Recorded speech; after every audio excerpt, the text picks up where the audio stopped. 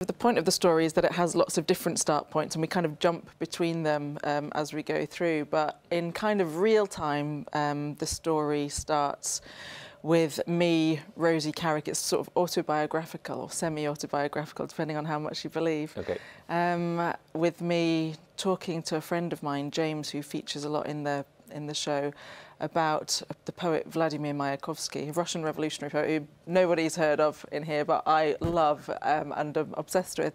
And him saying to me, Rosie, look, you don't need to be so upset, you know, you just need to build a time machine. If you had a time machine, you could go back, rescue him. This guy, I forgot to mention, committed suicide in 1930. He was this mad avant-garde Russian poet.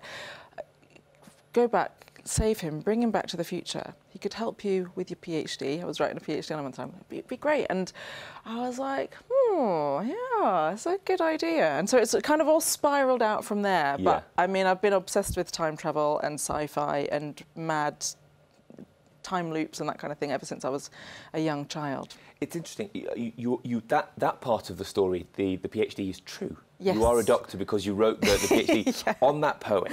Yeah. But this essentially brings us, you know, old and new together. Then, doesn't it? Really, you're bringing him, who is your hero to some extent, into modern day. Was that? Yeah, the plan? yeah. Well, I mean, it has a lot to do. In some respects, it has to do with that. And of course, with a PhD, very few people actually read it, and that's a very particular kind of work. And I've translated some of his work, which again, only a certain group of people are going to read. But so partly it's about bringing him into the public, but to be honest, it has more to do with looking at the lengths we go to follow our obsessions and about that what it says about ourselves. So in a way, you know, during the writing of the PhD on him, I made friends with Mayakovsky's daughter Yelena, who was 85 when I met her and who died a couple of years ago, and we developed this very close, fantastic friendship. And it struck me that if it hadn't been for this sort of crazy obsession with him, I would never have developed this friendship with her.